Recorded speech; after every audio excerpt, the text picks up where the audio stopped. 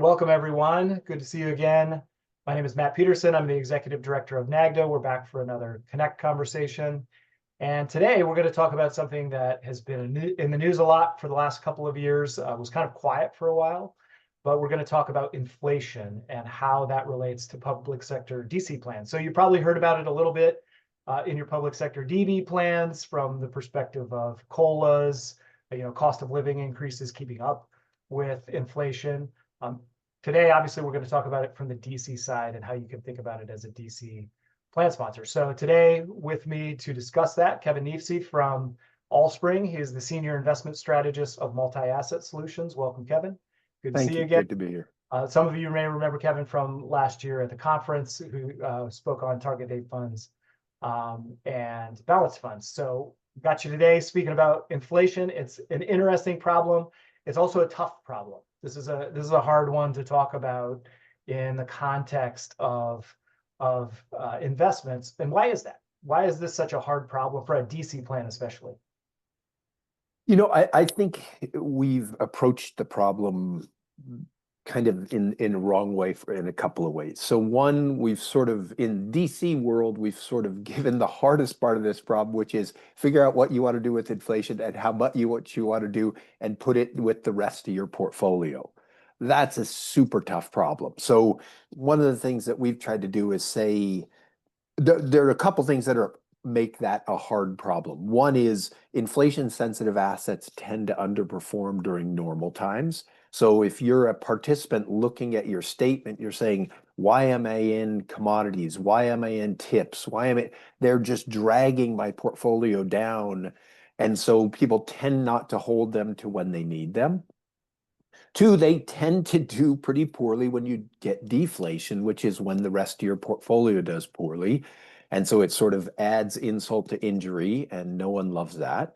And then the last reason is inflation's really tough to forecast. I mean, just look back to 2022, the Fed with the army of people, great data, the most up-to-date data, and they, I would argue, didn't do a particularly good job of understanding that inflation. And we've tried to forecast it for a long time. It's very, very difficult.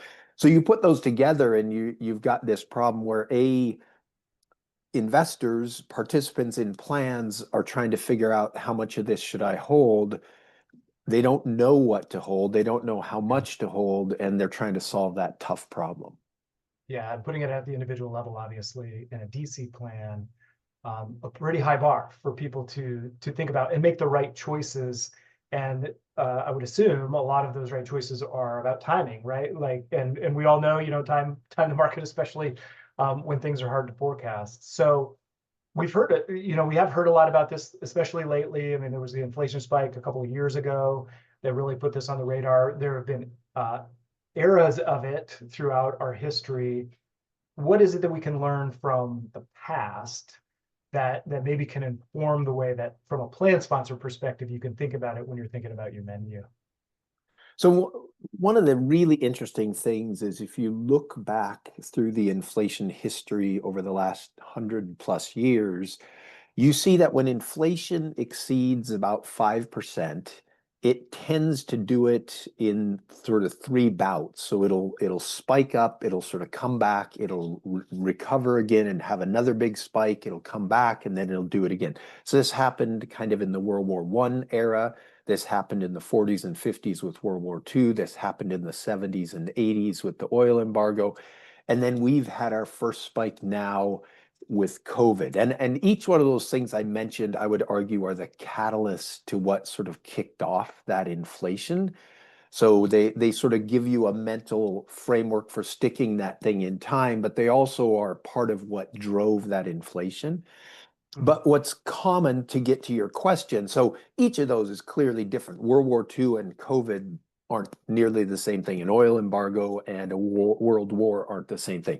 But what's common across each of those time periods also is price controls were instituted, and price controls tend to work in the short run, and then the market figures out a way around that price control. And so they don't work in the long run, and you get that inflation spike.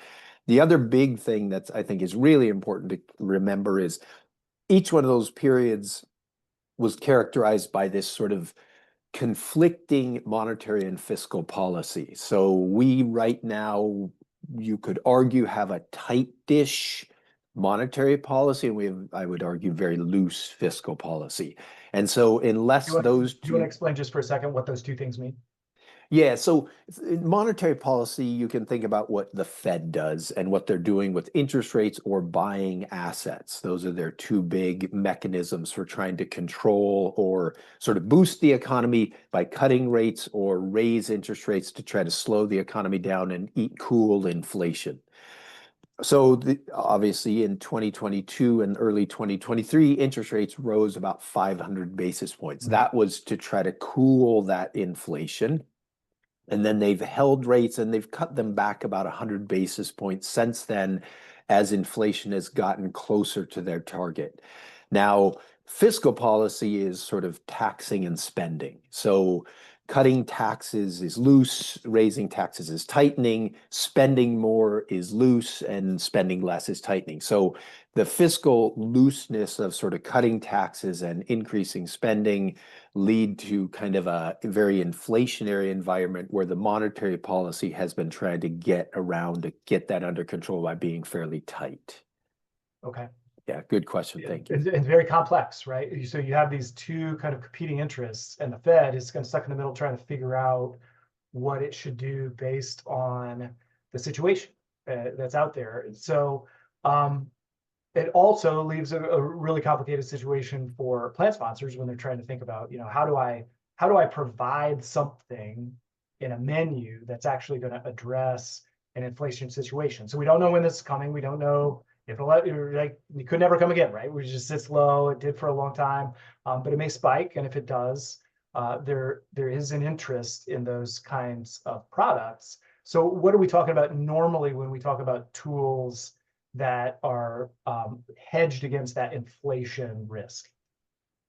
So I'll hit two things real quickly, and then so one is, yeah, history tells us we should be worried, not worried. We should be aware that inflation could rally back up and we could have another spike. The second thing is, when you look at general policy right now, whether it's immigration policy, whether it's tariff policy, whether it's tax cuts, there's a lot of policy that's very inflationary. So that should also be on your mind. And then I think it's important to sort of say, how did my inflation assets in my DC plan do for my participants? Well, if you held tips, they were probably down 12% in 2022. If you had REITs or some sort of real estate exposure, down about 25% in 2022.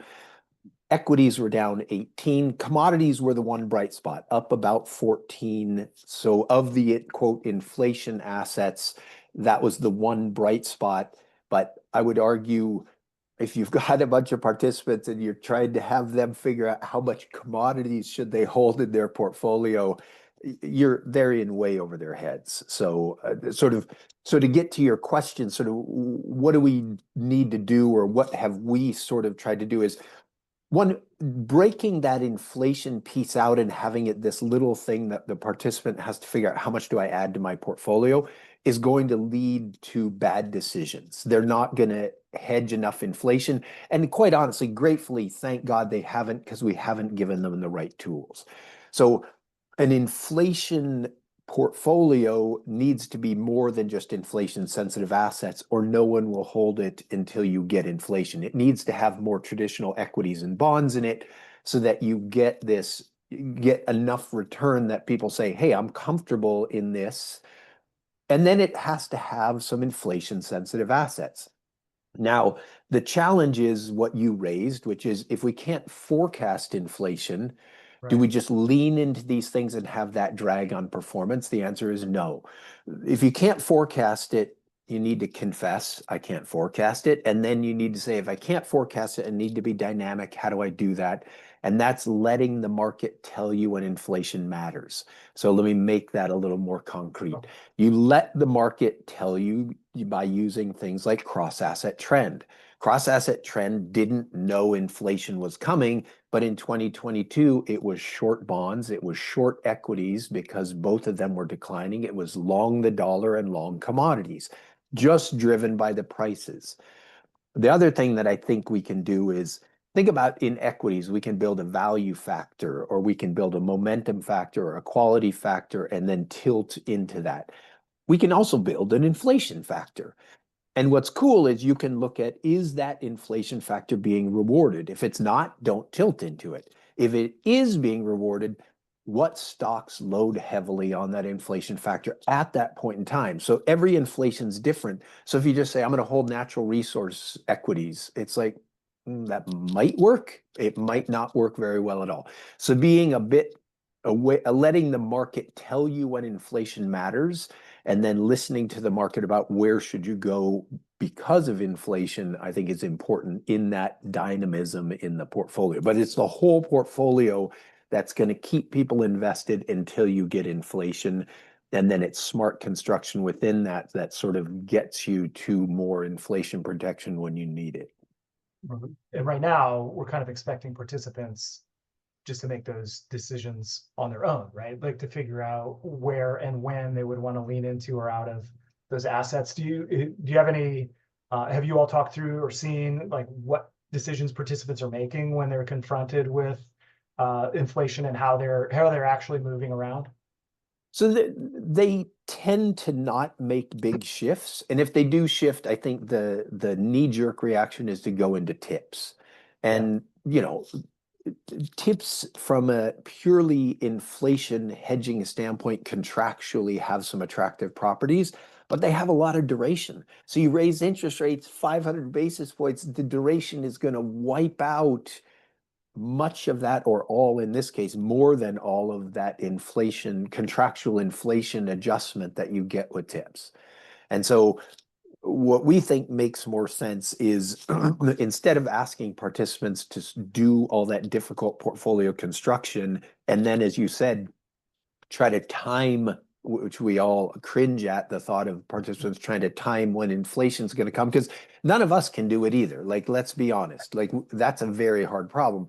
So it's putting together a portfolio solution that says, hey, I can give you inflation plus X return over a cycle. Then how do I do that? Then they don't have to worry. They're saying, okay, this is supposed to give me inflation plus X.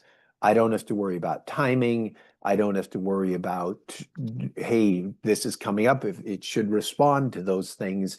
And it's got good enough return that I want to hold it even when there's no inflation.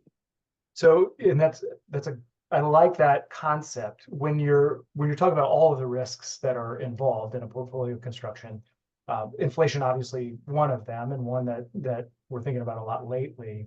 What are the trade-offs of building a portfolio with that, or what are some of the ways that you can kind of not make it too heavy, right, towards this one aspect or this one risk factor, and kind of spread it out. So how are you thinking about it from a construction standpoint? Oh, I love that question. So what's important is that piece that says, I want to hold this during normal times, and I don't want to drag so much because I'm just heavy on inflation. So Right. you've got to have a lot of growth assets, equities, credit spread type investments in that portfolio to drive some growth, which also means you're taking risk of economic slowdown. So we build some protection into that part of the portfolio to sort of soften the pain of equities falling, but we use equities to drive that growth during normal times. We use a lot of bonds, both credit bonds and treasury bonds, in an inflation portfolio, because just what you said, if everything in that portfolio is just inflation sensitive, it's what we're doing right now. We're giving the participant this one little piece of a portfolio, and they have to solve for how much they do, and they have to time when they go in and out. So the whole portfolio includes a lot of equities, a lot of credit spreads, a lot of fixed income, both nominal and real, but it has this dynamism in it, and it has some downside protection. So when you get a deflation, it's not hurting you as badly as the rest of your portfolio. So those are the key things. So you've got economic slowdown, you've got your interest rate risk, and you have inflation risk. We need to build all of those into that portfolio solution. Okay. And I like that concept, and I think it's really important. And that's, you and I have talked about this a little bit. That idea that inflation is going to be something that an individual can really work around is pretty tough to conceptualize and believe. And so again, it goes back to everything with portfolio construction. We talk about target date funds or rebalancing Exactly. or anything, that the more you can build it into the structure, the better off the participant is. You mentioned a bunch of factors. There are a lot of macro factors right now that could potentially push up inflation. What all are you seeing as, and I won't make you predict, I won't make you predict whether there's going to be inflation. But are you all feeling like that we might be entering into an era where inflation is a factor that has to be mitigated due to both the political environment and fiscal policy, combined with some of the monetary policy that we're seeing? So, okay, it's the middle of May 2025, Right. so I can give We're you recording this a some little earlier data. than we're going to Right, release it. it'll be sure. So what's been interesting is in April and then continued into May, the backward-looking inflation, whether it's PPI or CPI, have come in really looking good, as getting closer to that 2% target that the Fed has. So those have been very encouraging. The challenge is the same day that PPI was released in April, the University of Michigan sentiment and inflation data came out, and the expectations for 1 year ahead inflation were 6.5%. So far away from where the Fed was coming. And the reason was investors are concerned that between immigration, but really tariffs had put a huge fear of what are we going to be paying for a lot of the things that we buy. And one of the challenges with inflation, I think this is what makes it so hard, is part of it's real data and part of it is investor expectations or Right. consumer expectations. If people are worried their olive oil is going to cost a lot more and so they buy 17 bottles now, well, that starts to push prices up in and of itself. And so you get this almost self-fulfilling prophecy. If you're worried about inflation and you drive some consumption forward, you start driving prices up just in response to that increased demand, which gives you inflation, which makes people more worried, and so on. So that's where the Fed is really concerned. They're happy with the trailing data. They're very concerned about what those expectations mean, and they need to try to tamp that back down to where consumers aren't as worried that inflation's coming back, because that will give you a self-fulfilling prophecy. Right. And so a very uncertain time, I think, would be Yes. maybe the best way to describe it. And so I think really relevant. I'm glad that we're talking about this now, as plan sponsors are looking ahead to how their portfolios are constructed or what they're using, what tools they're giving their participants to work within the DC plan construct. Inflation could be important, could be moderately important. It's probably going to be somewhat important. Certainly in the long haul. Obviously, these are long haul investment vehicles that we're talking about. So, So anything you want there, to? I would, Yeah. sorry, I'd make 2 points. I would say, one, be honest with yourself as a plan sponsor. Are you good at calling inflation? So you could say, I don't think it's going to come, right? Be honest. If you're probably not that good at forecasting it, your view of whether it's coming or not matters less. The second thing is, look at what you have in your current plan and how did it do in 2022? How did your participants do? If that's not a very good report card, then it's probably worth rethinking, how can we do this better? And that's the whole point of this conversation to me, is look at this shot over the bow from 2022. And if you're not happy with how things were and you realize this is really tough for your participants to handle and to add or not in their portfolios, how can we do that better? Yeah, I think that's a great way to close. The only thing that I'll add is if you think you're good at predicting inflation, you might want to check that expectation a little bit. But really appreciate you coming on, Kevin. It was great to talk to you. I think this is a really important topic, and I'm glad that we could explore it today. Thank you so much, Matt. Thank you.